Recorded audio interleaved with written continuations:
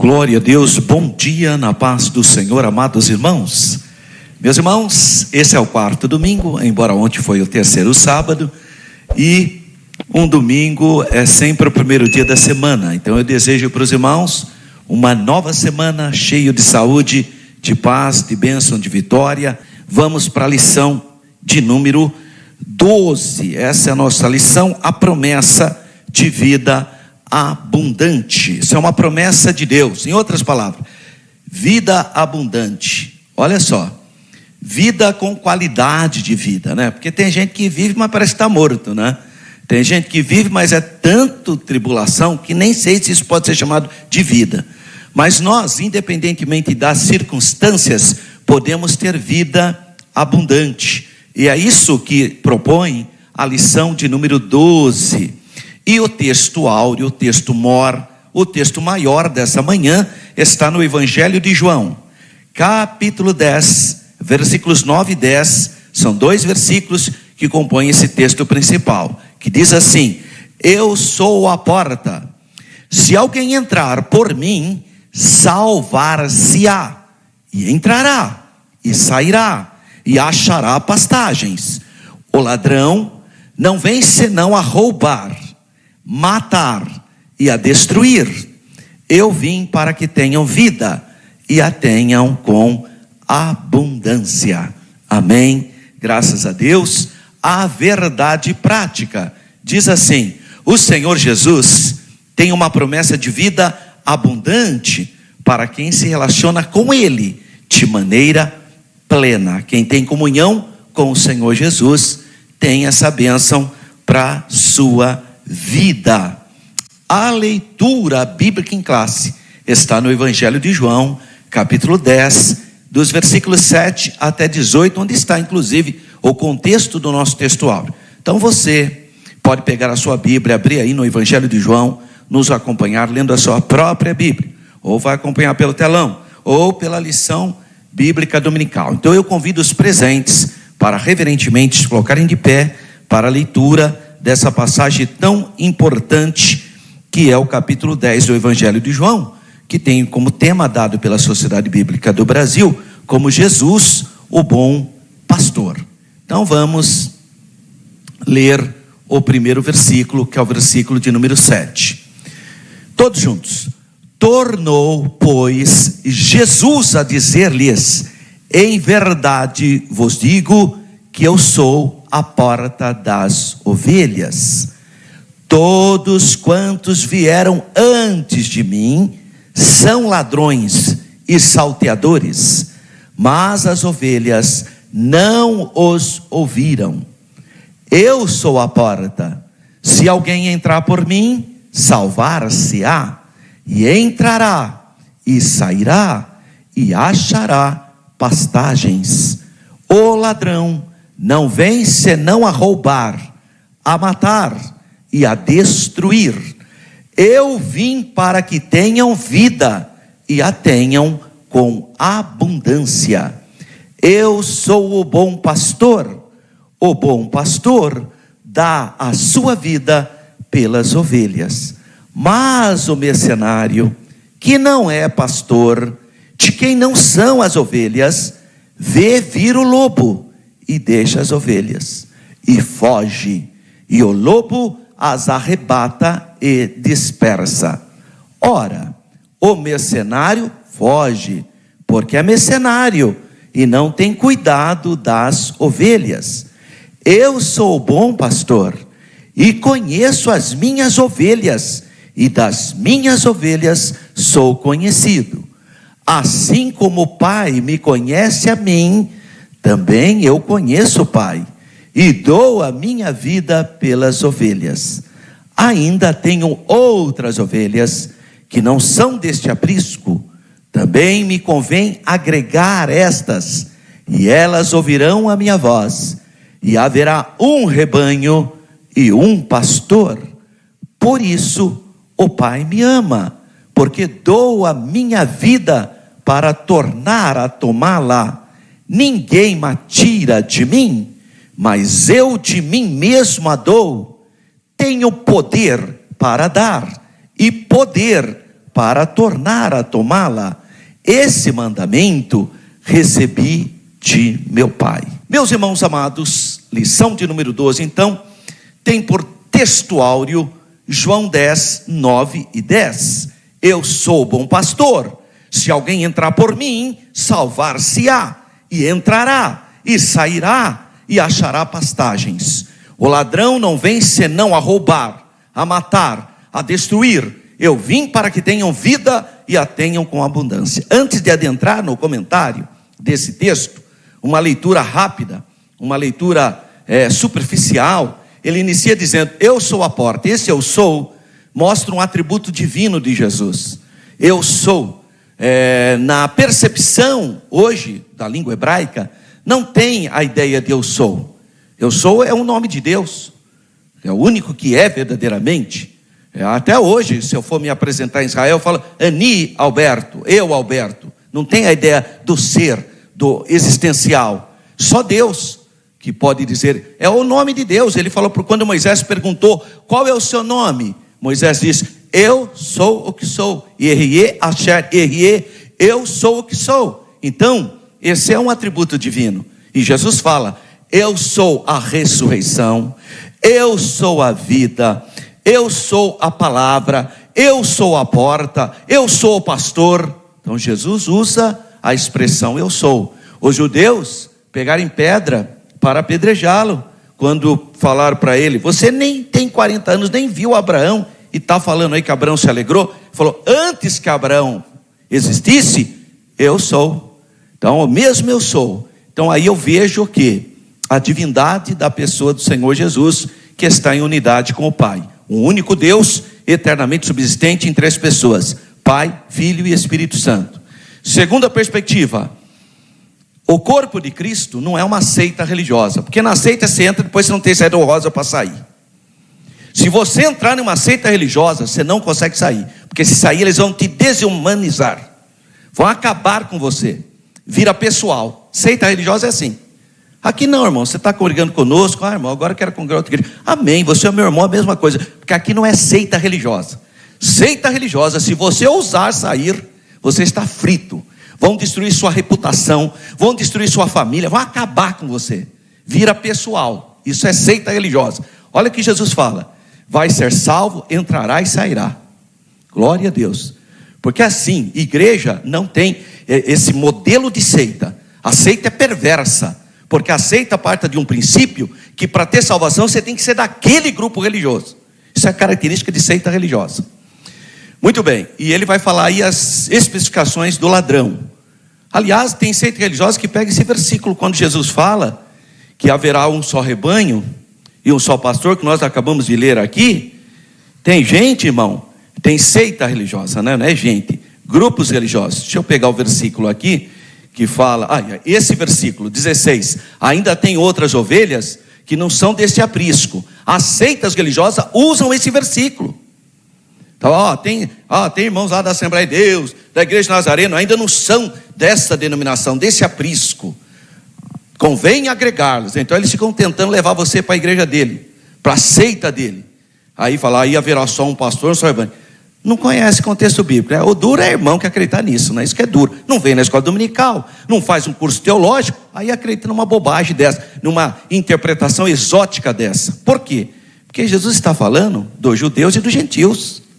Jesus não está falando nada de denominação, de outras igrejas, não está falando nada disso, irmão. Jesus está falando que ainda havia outras ovelhas aqui, os gentios, que iam agregar ao rebanho de Israel. Todos nós. E aí a seita religiosa pega esse versículo. Então cuidado com seita religiosa, irmão. Eu tenho dó de quem faz parte de uma seita religiosa. Na seita religiosa você não tem saída honrosa. Você vai ser, a sua humanidade vai ser desconstruída se você fazer parte de uma seita religiosa. Graças a Deus que a Assembleia de Deus não tem esse espírito. Aqui nós não somos assim, irmão. Se um irmão chegar para mim ali em Nova Europa e falar, pastor Alberto, quero congregar em outra denominação, Deus te abençoe, meu filho. Você orou? Orei. Deus te mostrou? Mostrou. Então vá em paz. Se você não se sentir bem, pode voltar. Você é bem-vindo. Porque aqui é uma igreja. Jesus é a cabeça. E aqui você entra e sai com todo o respeito, com toda a dignidade. Graças a Deus. Seita não é assim. Tá? Seita você não tem. É o assunto, aliás, o pastor Nestor está lembrando muito bem. Próximo trimestre, o assunto será sobre isso, né? Desmascarando as heresias, os lobos cruéis, que é essa segunda parte, então, do nosso texto. Isso é apenas uma vacininha do Butantan de Jesus, para você não fazer parte de uma seita religiosa. Deus nos livre e guarde. Muito bem. Nosso textual, então, está inserido no capítulo 10 do Evangelho segundo escreveu o apóstolo João, entre os versículos 1 a 21, onde o Senhor Jesus, então, é retratado, é apresentado como o bom pastor. Graças a Deus. O Senhor Jesus já havia feito declaração semelhante, lá no versículo de número 1, semelhante ao nosso textuário, que é o versículo 9. Olha só o que está escrito no Evangelho de João, capítulo 10, versículo 1. Lá ele inicia o preâmbulo do capítulo 10. Na verdade vos digo, que aquele que não entrar pela porta do curral das ovelhas, então ele já está falando que da questão, a porta é ele é a porta. Eu sou a porta, né? Então ele já faz, ele usa essa metáfora, essa linguagem figurativa, para explicar.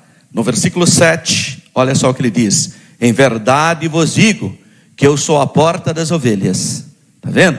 Então aqui a figura é da porta, onde as pessoas têm acesso, têm entrada. Já vou aproveitar também para lembrar você o cuidado que nós temos que ter com certos grupos religiosos, que também, para manipular as pessoas, elas começam então a criar uma ideia muito perigosa dessa percepção aqui, do versículo 1. Porque quando Jesus está na cruz, ele fala: na verdade te digo, hoje mesmo estará comigo no meu reino. Jesus disse. Porque Jesus tem esse costume de falar: na verdade vos digo. Essa é uma forma de Jesus. Na verdade te digo. É só isso. O que a seita religiosa faz? Põe uma vírgula lá. Aí fica assim: na verdade te digo hoje, vírgula, estarás comigo no paraíso. Só Deus sabe quando. Mas não é isso que a Bíblia diz. A expressão de Jesus não é isso. Aonde mais Jesus fala isso? Na verdade te digo hoje. Aonde que Jesus fala isso? Jesus não usa a expressão hoje. Jesus usa na verdade vos digo, vírgula, hoje mesmo estará comigo no meu reino. É naquele mesmo momento. O ladrão morreu lá e foi para o reino de Jesus, inaugurou o paraíso. Tá? Então cuidado com a seita religiosa, porque ela é capciosa. Olha como Jesus fala: na verdade vos digo. Nunca fala hoje. Se ele está dizendo, é porque ele vai falar hoje. Então ele não usa essa expressão. Mas as seitas que não acreditam na vida eterna, no paraíso que Jesus nos oferece, aí pega a declaração de Jesus na cruz, quando ele olha para o ex-ladrão, né, e fala: na verdade vos digo, igualzinho ali, te digo, aí vírgula, hoje mesmo estará comigo no meu reino. E as seitas então tiraram a vírgula e jogaram depois de hoje, sendo que Jesus não tem essa expressão, tá? Então são questões que a gente tem que estar atento aqui, já que nós temos que também defender a fé. Assim ele apresenta-se como o quê? Como porta. A porta. É isso que Jesus se apresenta. Eu sou a porta. Se alguém entrar por mim, salvar-se-á. Então o simbolismo da porta é extremamente rico. Por quê? Vamos lá. Primeiro, porta tem a ideia de atravessar. Atravessar a porta envolve o quê? Segurança, irmão. Eu não estou pulando pela janela, eu não estou entrando pelo telhado, porque dá uma má impressão, né? Às vezes até há uma necessidade, mas dá uma má impressão você está entrando pela janela, né? Tá, que agora lembrei até a história que me contaram. Irmão do céu, o homem, uma senhora, tadinha, muito bem intencionada, tinha um problema no armário dela, que tinha um barulho no armário dela. E aí ela ficou incomodada, ela resolveu chamar o marceneiro.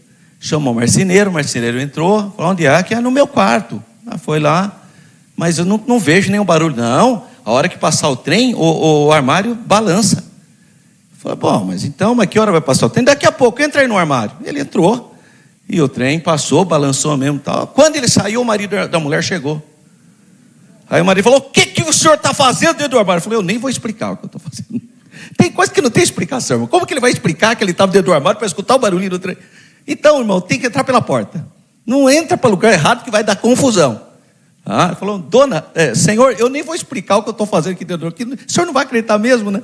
Como que ele ia explicar que ele estava dentro do quarto do homem, dentro do armário? É difícil, né? Então, atravessar a porta envolve segurança. É melhor entrar pela porta, irmão. As portas, agora vamos para o aprisco de ovelhas. Vamos pensar então como que era aquela sociedade israelense de 2000 anos atrás. É uma sociedade ainda agropastoril, né? E lá em Canaã, as portas dos apriscos eram reforçadas e podiam resistir o quê? A ataques, claro, porque era normal, né, existir ataques tanto de animais ferozes como de bandidos mesmo. Segundo lugar, a porta fala de exclusividade. Só tem um local para entrar. Não adianta você querer entrar para outro. Tem que entrar pela porta. Então, somente as verdadeiras ovelhas podem entrar. A porta é Jesus. A porta não é a Assembleia de Deus. A porta não é nenhum tipo de religiosidade humana. Não. A porta é o Senhor. Jesus disse: eu sou a porta. Então é Jesus a porta. Você não pode colocar a sua organização religiosa como sendo ela a porta. Isso é uma mentira. Isso é uma blasfêmia. Não pode. A porta é Jesus. Jesus é a porta. Terceiro lugar, a porta simboliza comunhão, pois ao lado de dentro da entrada, o pastor, o que ele faz? Cuidados das ovelhas. Ainda ontem, no culto da Santa Ceia do Senhor, ali em Jardim Nova Europa, eu ministrei sobre esse assunto, né? A carta que Paulo escreve a Timóteo, quando ele fala que é para nós, se alguém não tem cuidado dos seus, né? A ideia do cuidado está relacionado também ao cuidado espiritual, à comunhão. Quarto, a salvação é retratada nessa porta. Olha que coisa. Hebreus capítulo 1, versículo 3 diz assim: o qual, sendo o resplendor da sua glória e a expressa imagem da sua pessoa, que está explicitamente que Jesus é Deus, a mesma natureza do Pai. Olha, quando eu falo que Jesus é Deus, eu não estou dizendo que Jesus é o Pai, hein? Eu não confundo as pessoas. Eu estou dizendo que a unidade do Pai, do Filho e do Espírito Santo é denominado de divindade, a unidade. Mas há 3 pessoas nessa unidade. É a unidade composta de Deus. Então, quando eu falo que Jesus é Deus, eu não estou falando que Jesus é o Pai. Tem que ficar claro isso. Pai é Pai, Filho é Filho, Espírito Santo é Espírito Santo. As 3 pessoas em unidade são denominados pela Bíblia como sendo um único Deus. Portanto, um único Deus, eternamente subsistente em 3 pessoas. Pastor, não entra na minha cabeça. Bom, mas a Bíblia é a palavra de Deus. Também não sei se entra na sua cabeça, cai pão do céu. Entra na sua cabeça? Já caiu pão do céu na sua cabeça? Já abriu o mar? É normal abrir mar? É normal um homem com 100 anos ter um bebezinho e uma mulher com 90? Claro que não. Então é irracional. São as grandes doutrinas da Bíblia, são irracionais mesmo. Não entra na sua cabeça. Mas nós cremos pela fé. Por isso o método que Deus estabeleceu é a fé. Sem fé é impossível agradar a Deus. Então é pela fé, não é pela sua cabeça maculada pelo pecado. Quem é você? Você acha mesmo que você tem o quê? Uma mentalidade pura para aferir as coisas de Deus? Claro que não. Sua mentalidade está maculada pelo pecado original. Então vamos lá. Jesus é a expressa imagem da sua pessoa, do Pai. E sustentando todas as coisas pela palavra do seu poder, havendo feito por si mesmo a purificação dos nossos pecados, assentou-se à destra da majestade das alturas. Portanto, é a única porta, é o único canal. Não é João, não é Pedro, não é Maria. Não adianta. Por isso você está perdendo tempo se você está invocando outros nomes. O único nome, a única porta é Jesus, o verbo que se fez carne. Jesus, só no nome santo do Senhor Jesus. Quinto, a porta fala de abundância da provisão do alimento espiritual. No aprisco do Senhor, fechado e protegido, não falta bom alimento para as ovelhas. As ovelhas são cuidadas pelo Senhor. E a segunda parte do nosso textuário, então: e entrará e sairá e achará pastagens. A segunda parte do versículo 9. Então essa declaração, ela aponta para a plenitude que há na vida com o Senhor. Veja, cuidado. Não é que porque você aceitou a Jesus, porque agora você nasceu de novo, que você não terá os problemas do cotidiano que nós temos. Não é isso. Mas você vai ter segurança, você vai ter domínio próprio, você vai ter discernimento para lidar com os problemas. Eu sempre digo isso, e parece que é redundante a minha fala. O problema não é o problema. O problema está na maneira que você lida com o problema. Então, quem tem a graça de Deus, que tem vida abundante, tem uma visão diferenciada dos desafios da vida, que todos nós temos. Todos nós passamos por vales em algum momento da nossa caminhada. Então a plenitude que há na vida em Cristo vai da conversão e do perdão dos pecados, à santificação até a glorificação.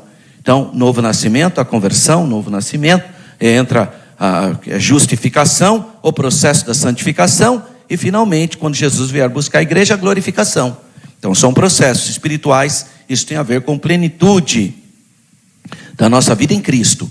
Porque em Cristo nós somos alimentados espiritualmente. E prosseguimos até a Jerusalém celestial. Então nós somos alimentados, cuidados pelo bom pastor. Essa é a nossa vida abundante. Há o segundo versículo, que é o versículo 10, que ainda faz parte do nosso texto áureo. O ladrão não vem senão a roubar, a matar e a destruir. Ele usa 3 verbos negativos. Aí ele contrapõe isso. Como? Eu, diferentemente do roubo, da matança e da destruição, eu vim para que tenham vida. Está vendo? É uma contraposição. É um paradoxo contra o que foi declarado inicialmente. E tenham vida em quê? Vida abundante. Então o versículo 10 do capítulo 10 de João, ele exprime uma extraordinária declaração espiritual. Ou seja, o contraste entre o ladrão e o verdadeiro pastor das ovelhas. Um vem para roubar, matar e destruir.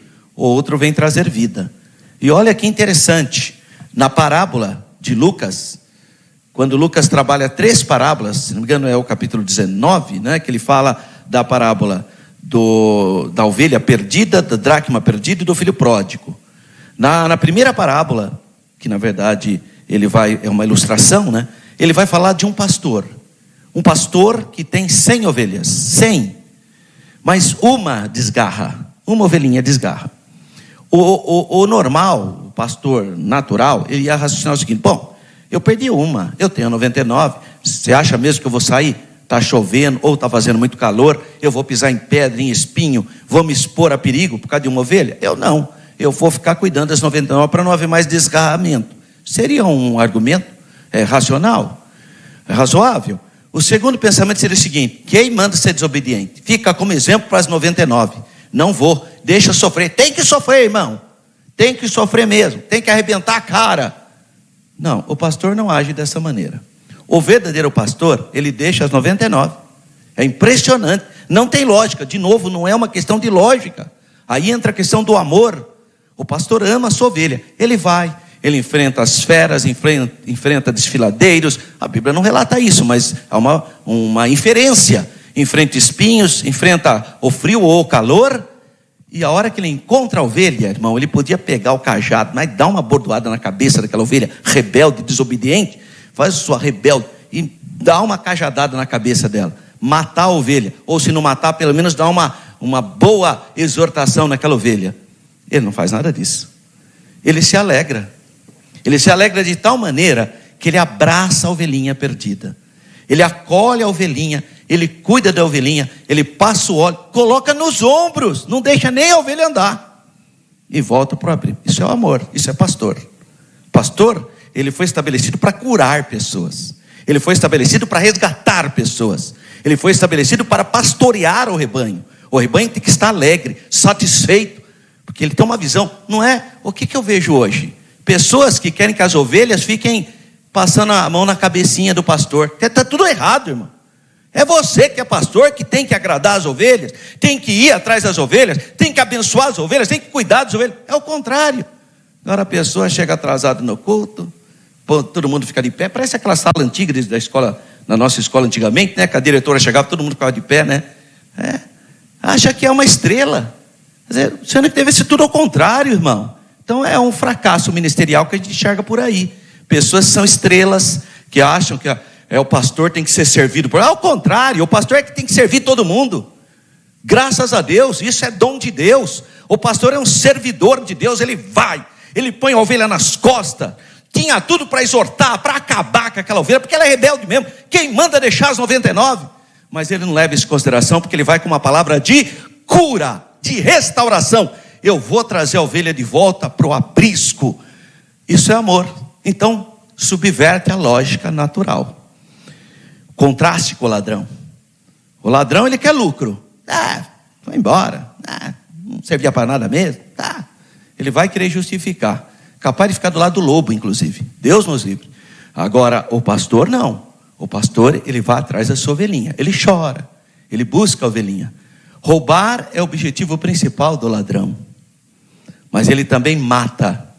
Ele também destrói. E matar aqui não é só uma literalidade.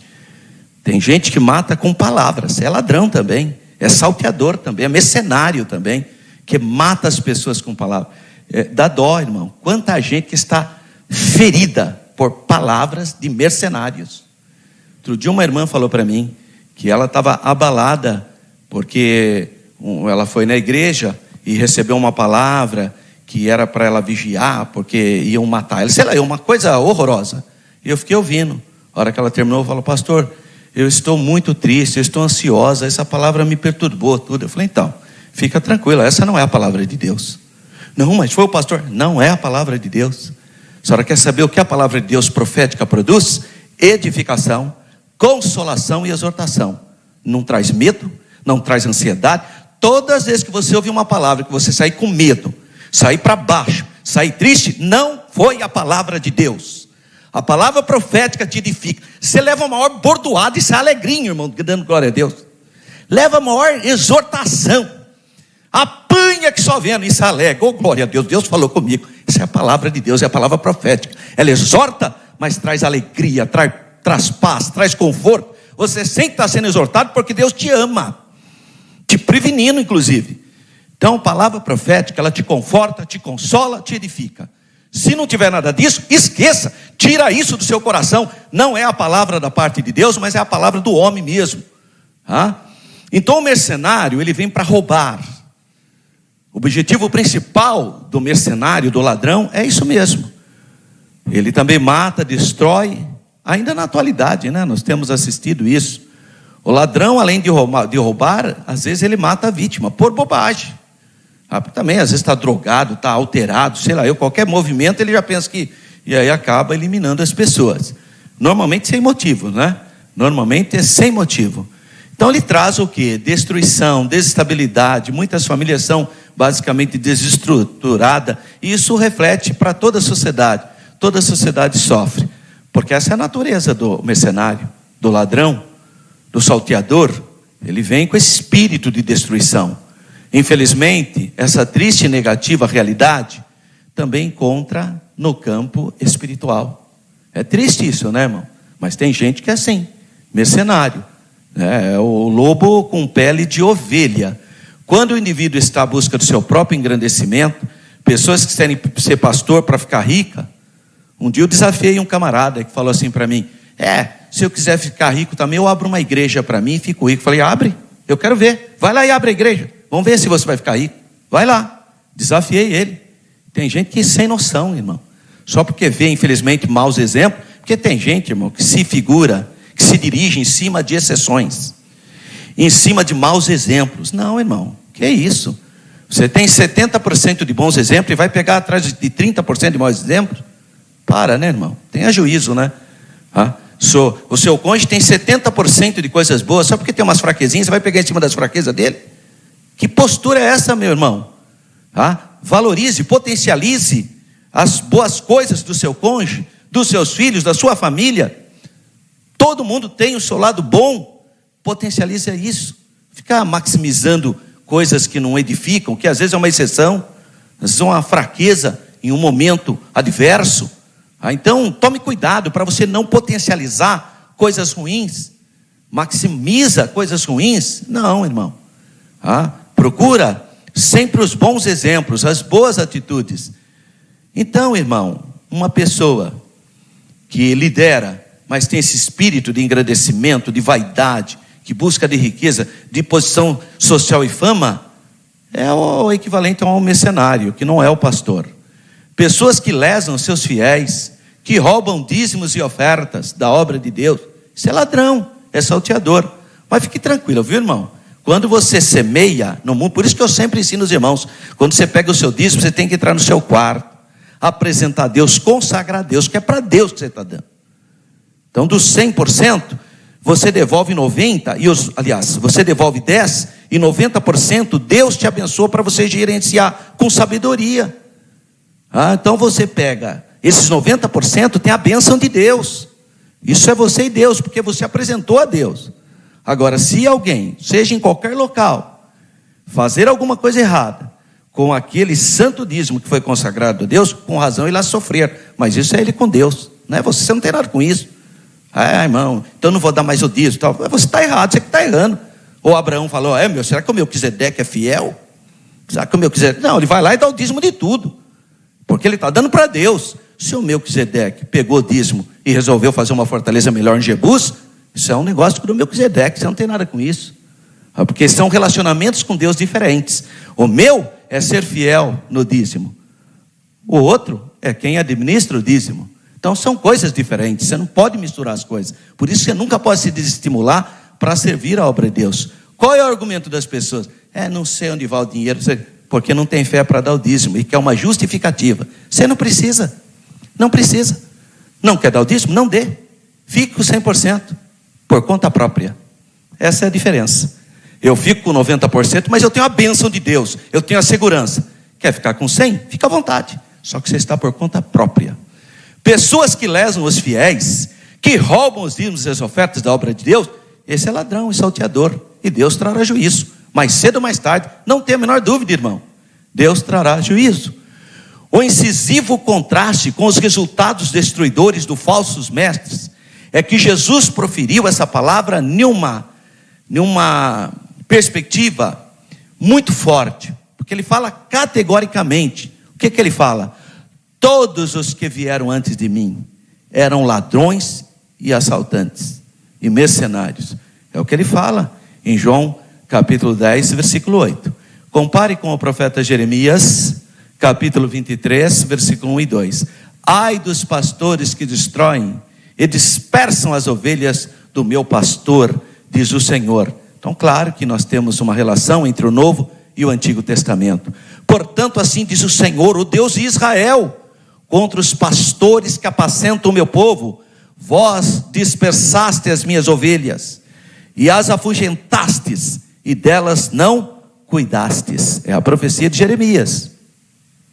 Mas eu cuidarei em vos castigar a maldade das vossas ações, diz o Senhor. E tem outros versículos similares, como Ezequiel 34 e até mesmo Atos 5:3, que fala que os obreiros têm que ter temor de Deus para administrar os bens, porque os dízimos e as ofertas, todas as ofertas missionárias do Instituto Paulo Freire, o quilo de alimento não perecível, tem que ser administrado com temor. Graças a Deus, porque nós somos testemunhas aqui em Campinas do zelo do nosso pastor Paulo Freire, do zelo dos dirigentes de congregação, graças a Deus, do zelo dos irmãos secretários dos departamentos que cuidam com esmero, com carinho e, acima de tudo, com o temor de Deus, porque nós conhecemos a palavra profética e nós temos temor do Senhor.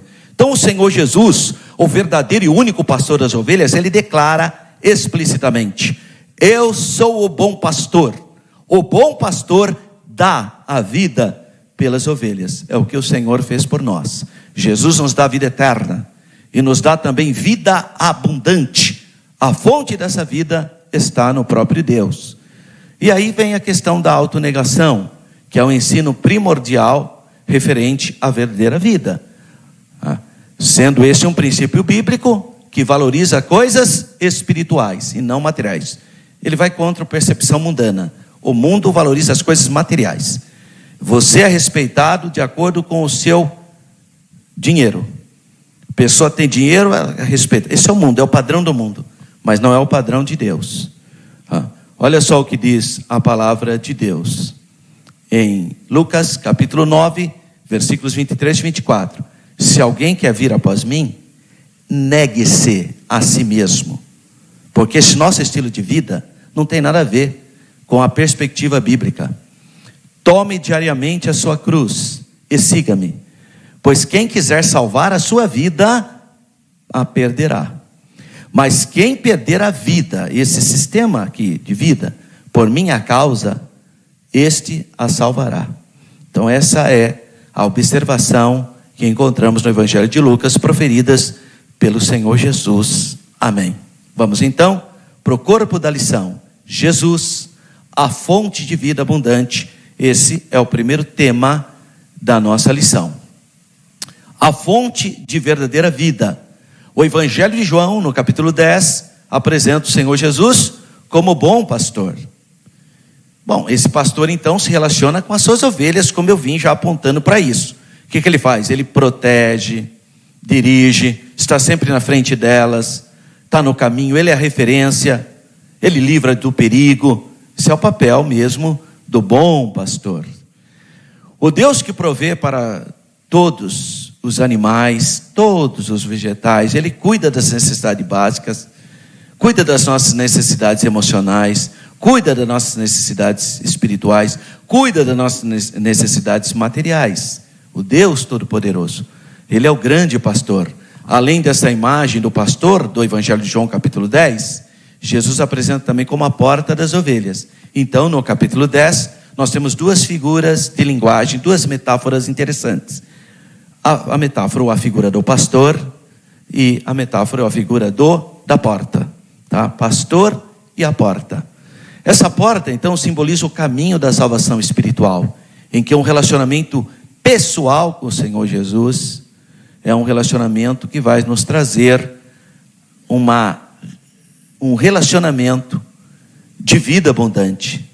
E esse tipo de relacionamento de uma ovelha com o pastor só encontramos em Deus.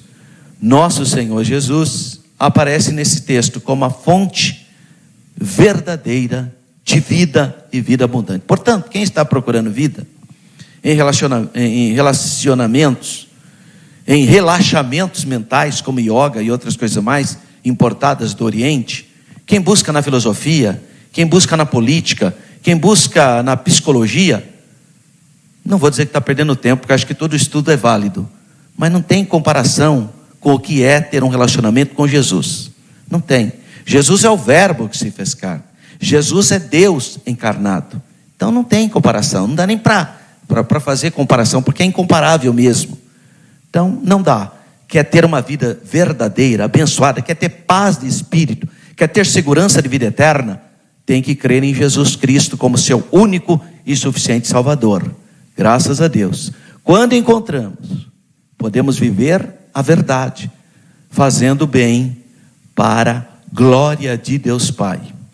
1.2, a fonte de vida abundante.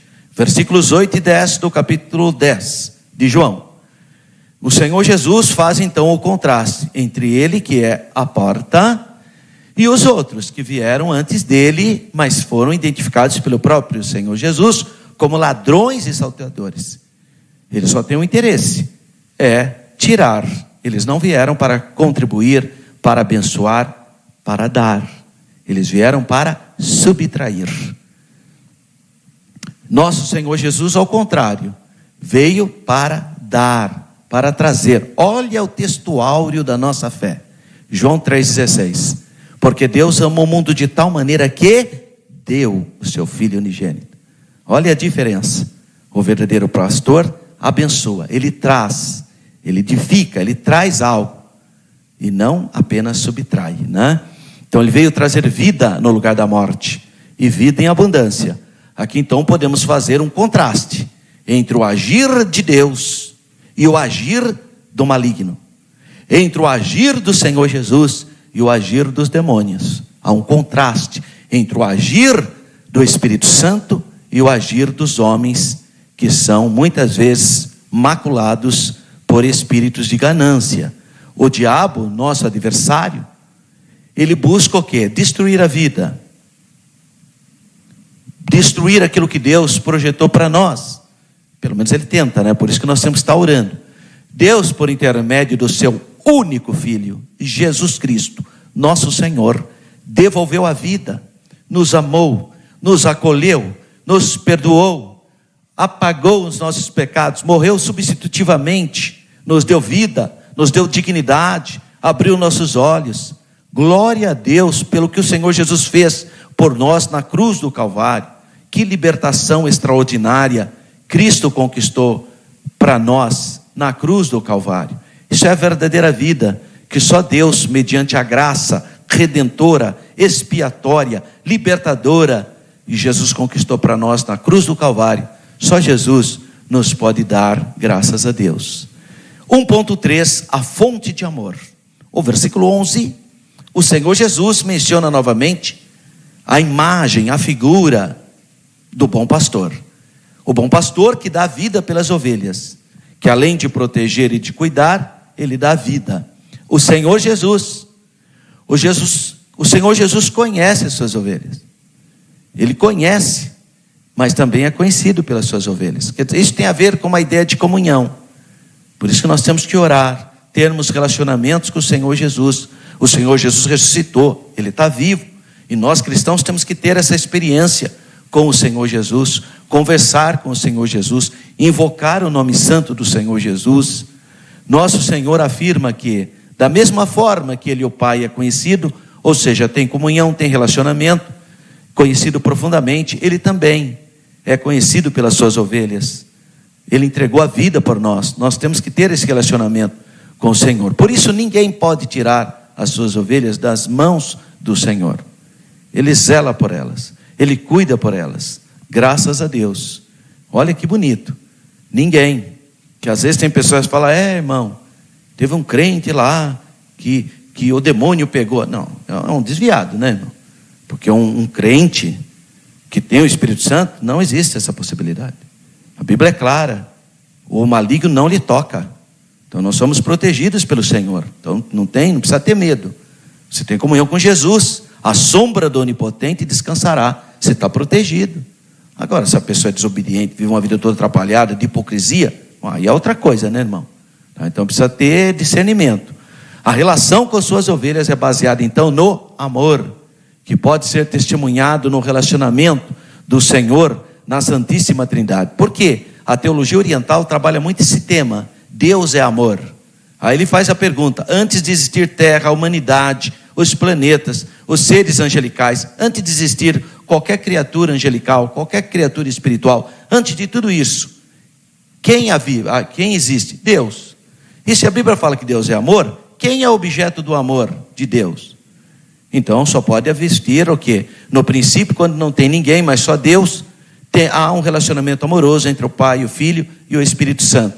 É a maneira que a Igreja Oriental fala sobre a Trindade, né?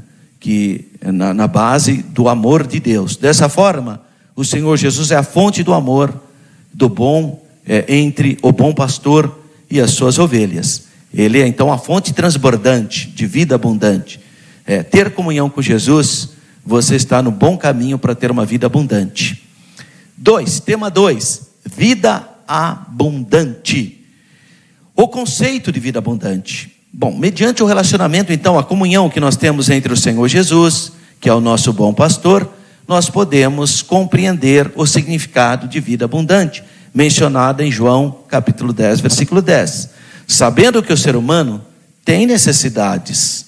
Que necessidades? Como ser humano, nós temos necessidades físicas, necessidades emocionais, necessidades espirituais. São os campos das nossas necessidades que tem a ver com a nossa humanidade. Então podemos afirmar que a vida abundante prometida pelo Senhor Jesus vai preencher, vai potencializar as bênçãos através desses aspectos do corpo, da alma e do espírito. Ou seja, material, espiritual e emocional. Emocional e espiritual. Então, a vida abundante se dá em todos os aspectos, não é só num aspecto. Não é isso não. Ela é muito mais profunda. Trata-se de uma nova vida integral, corpo, alma e espírito. Tudo se faz novo e se torna então autêntica, ou passa a ter o quê? Novidade, graças a Deus, de vida. 2.2, a vida abundante também influencia o quê? A família. Então um membro da família que tem um relacionamento com Deus, ele vai irradiar bênçãos. Ontem ainda, ministrando na Santa Ceia do Senhor, eu falei sobre o homem como cabeça, o significado da expressão paulina em Efésios, que o homem é a cabeça da casa ou da mulher. Em que aspecto? Ele tem autoridade espiritual, não é autoritarismo, não é aquele tonto que quem manda que sou eu. Isso é coisa do mundo, irmão. Estou falando autoridade espiritual, tem a ver com o sacerdócio, que Deus estabeleceu o homem para ser o sacerdote da sua casa. E eu estou falando de conceito de família segundo a Bíblia. Não estou falando à luz do mundanismo, que tem um monte de modelos familiares. Eu estou falando da Bíblia, que fala do homem e da mulher. E aí cada um tem suas funções. E uma função determinada por Deus, dado, foi a autoridade espiritual ao pai, que é o chefe da casa no sentido sacerdotal, que intercede pelos seus filhos, que abençoa a sua casa, que abençoa a sua família. Então é essa a perspectiva que eu estou dizendo. A autoridade que Deus dá para que você seja uma bênção para o seu lar.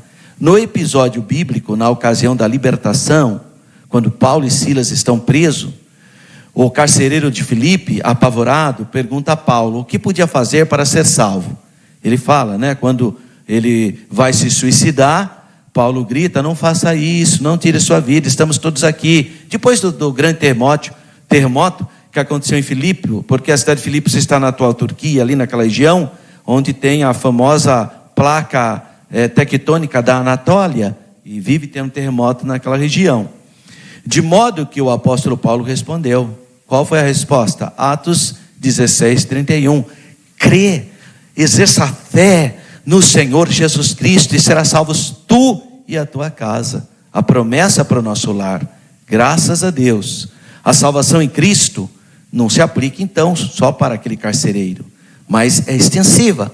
Então a salvação em Cristo, quando você aceita o Senhor Jesus, há uma promessa: ore, lute pela sua família, lute pelos seus filhos, lute pelo seu cônjuge, através da oração. Vem orar. Nós temos oração aqui toda terça-feira. As irmãs do ciclo de oração estão aqui buscando a face do Senhor.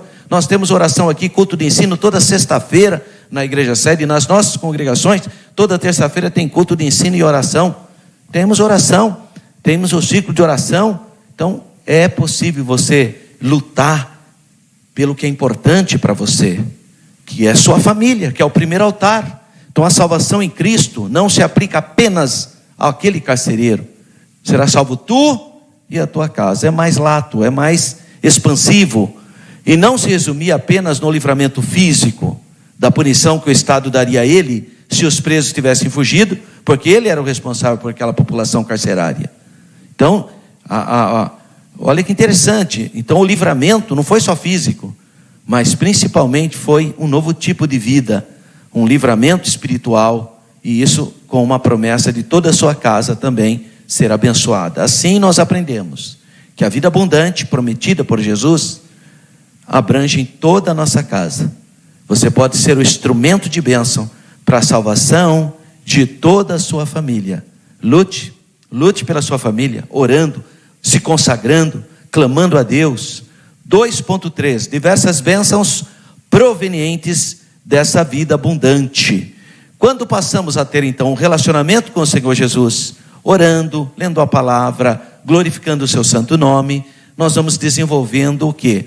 Uma vida, vai gestando uma vida abundante. Nós passamos a ser regados pelas chuvas de bênçãos, e nós podemos destacar as seguintes: paz em Deus. Isso é um fruto do Espírito. Está lá em Gálatas capítulo 6, a partir do versículo 22, fala do fruto do Espírito. E paz é dos aspectos do fruto do Espírito.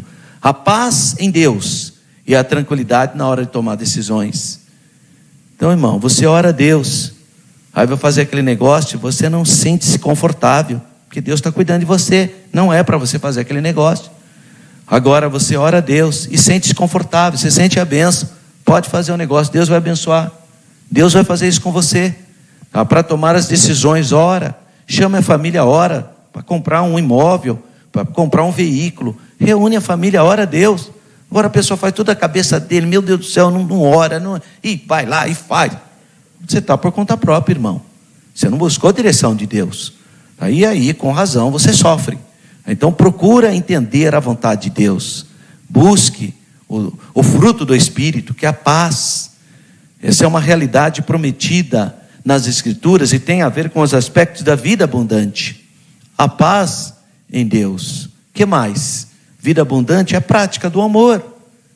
O amor, irmão. Se a pessoa fala... Porque, irmão, o que acontece? A pessoa se converte, mas ela está passando por um processo de santificação. Às vezes ainda a pessoa faz uma brincadeira inadequada. Às vezes a pessoa fala uma palavra inadequada. Às vezes a pessoa age de maneira inadequada. Mas se você tem amor no coração, você sabe que a pessoa está passando por um processo. Ela vai mudar. Vamos continuar orando por ela. Não desanime. Às vezes a pessoa fala, às vezes é grosseira com a gente. Claro que você como ser humano sente. É lógico. Você é um ser humano. Você sente. Mas deixa o amor de Deus. Porque se o amor de Deus estiver no seu coração, você não vai guardar mágoas. Então peça para Jesus: Senhor, lava minha alma. Tira do meu interior toda doença psicossomática. Todo sentimento de mágoa, de insegurança, de vitimização. Pede para Jesus tirar do seu coração, a tirar esse sentimento que não glorifica a Deus. Tem pessoa que tem síndrome de tudo, síndrome do pânico, síndrome de inferioridade. Para, irmão, vai orar para Deus. Jesus, tira esse negócio de mim, lava o meu coração, dê uma alma com ânimo. O que Deus falou para Josué: se esforça, tem bom ânimo. Tem a ver com alma, uma alma boa, uma alma alegre. Pede para Jesus lavar a sua alma no sangue dele, para você ter uma alma saudável, para você poder praticar o amor, e vai viver essa unidade, tanto com os irmãos, como com Deus.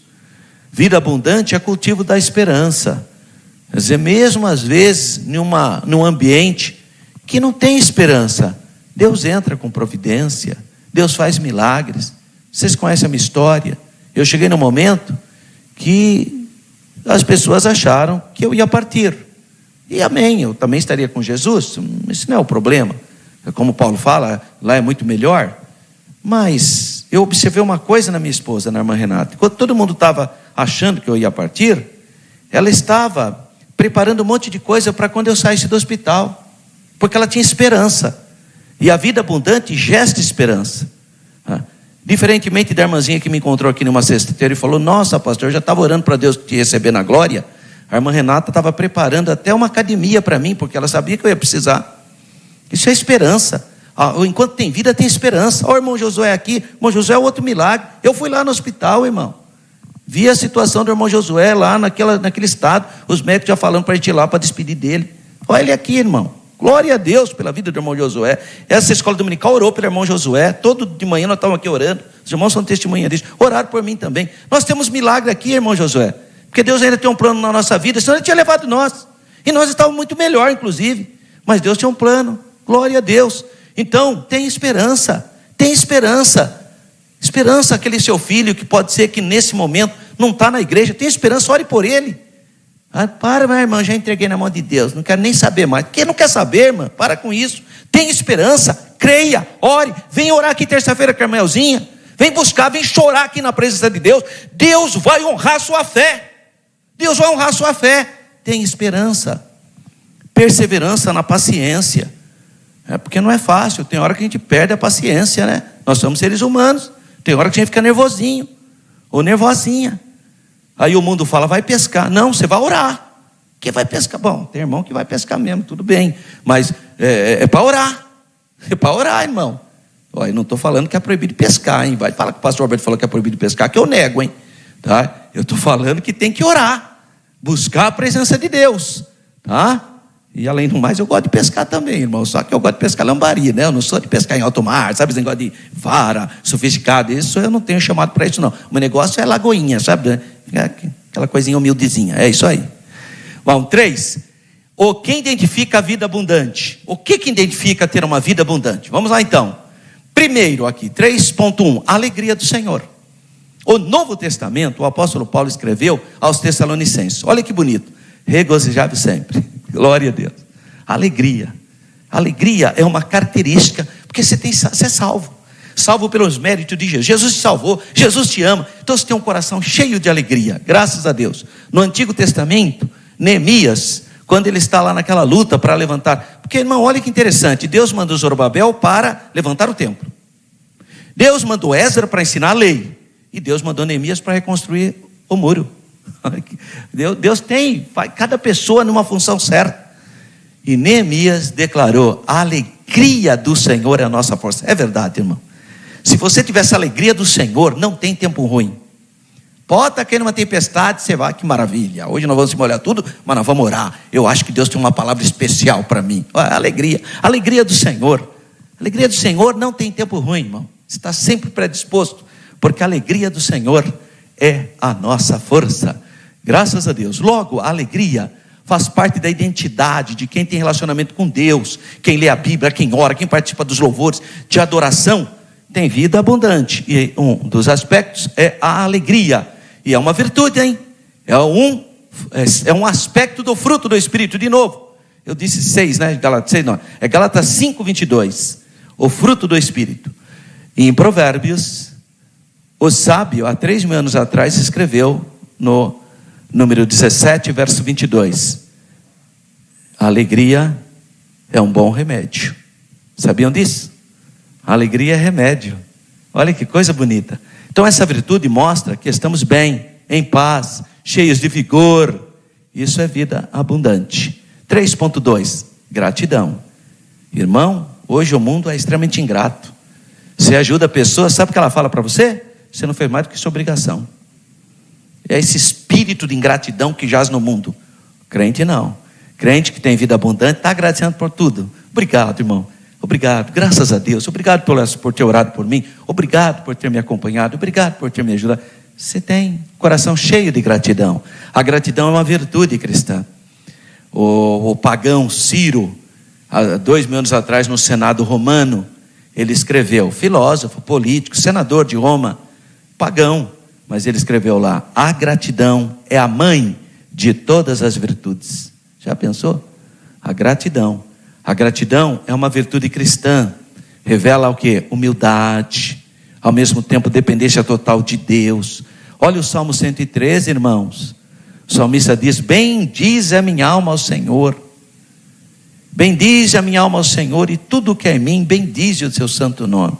Olha, espírito de gratidão, não é? Na vida abundante, no lugar de murmurar ou reclamar das coisas, nós aprendemos, sabe fazer o quê? Dar graças. Esses dias uma irmã falou para mim: pastor, eu estou triste porque eu tomo um remédio lá, senão eu tenho problema, eu tenho que tomar esse remédio para o resto da minha vida. Eu falei: a senhora está triste por isso? Estou. Se eu fosse senhora, eu daria graças a Deus, porque olha como Deus é lindo.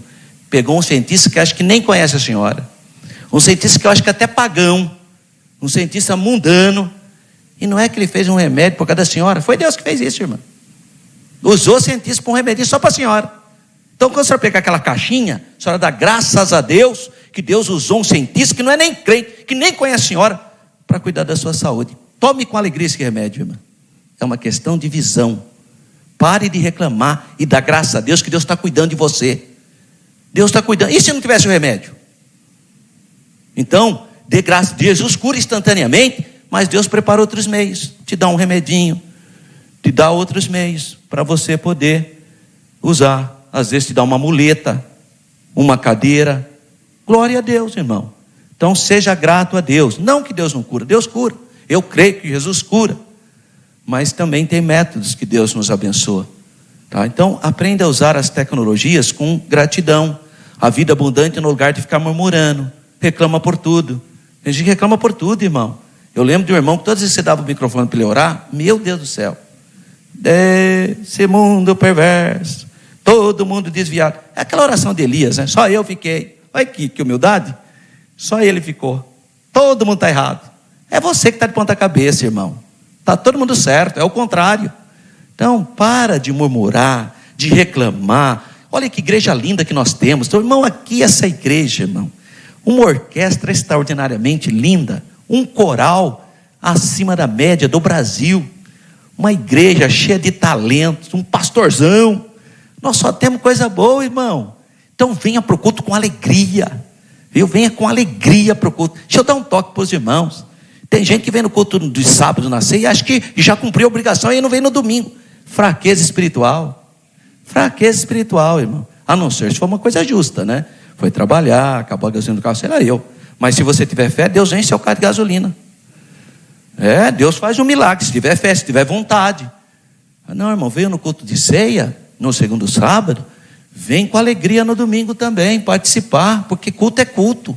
Não tem ideia de obrigatoriedade. Já cumpri minha obrigação. Isso é no mundo, isso é a religião do mundo. Aqui não. Aqui nós temos prazer de estar na presença do Senhor. Venha com alegria, irmão, porque Deus sempre tem coisas boas para você. Isso é vida abundante. É uma outra perspectiva.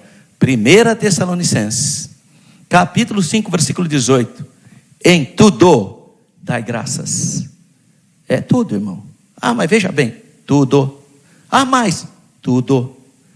Irmão, eu estou passando por um vale. Em tudo. Eu tive uma perda. Em tudo. É tudo, irmão. Tudo é tudo. Não tem aqui, mas tem uma exceçãozinha. Tudo. Em tudo dai graças. Sabe por quê? Porque essa é a vontade de Deus em Cristo Jesus para mim e para você. Ô glória!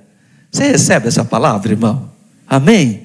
Deus abençoe sua vida. Você que está nos acompanhando aí de maneira online, que você seja abençoado nessa manhã. Assim, a virtude da gratidão é plenamente coerente com a vida abundante, pois em Deus nós sentimos satisfeitos, plenos, realizados, alegria que só o Espírito Santo pode nos dar. Demos sempre graças a Deus, então, por tudo, graças a Deus. E 3.3, vida no Espírito, tem a ver vida com oração, né? A vida abundante no Espírito, ela preenche o crente. A Bíblia diz que para viver no Espírito, nós temos que estar inclinado para as coisas espirituais. Então é preciso ser cheio do Espírito e andar nele para termos uma vida plena. Nós não podemos extinguir o Espírito. Um elemento então indispensável para vivermos essa plenitude no Espírito é cultivar a oração. Tem que gostar de orar. Toda terça-feira que eu vou orar ali agora no Jardim Nova Europa, eu falo para os irmãos, o culto começa às 19h30 de oração ali. Eu falo para os irmãos, se você não puder ajoelhar, não precisa ajoelhar. Se você está mais confortável ficar sentado, quer ficar de pé, não tem problema. Ajoelhar é o nosso modelo mais tradicional, mas você pode ficar sentado, você pode ficar de pé, fique à vontade, o mais confortável possível. Porque o importante é você estar intercedendo, você está orando, não é a posição do seu corpo, é a posição da sua alma, do seu espírito. Porque nós temos irmãos de idade que às vezes não podem ajoelhar, né? Tem várias situações, pode ficar em pé, fica à vontade. O importante é orar, é buscar a presença de Deus.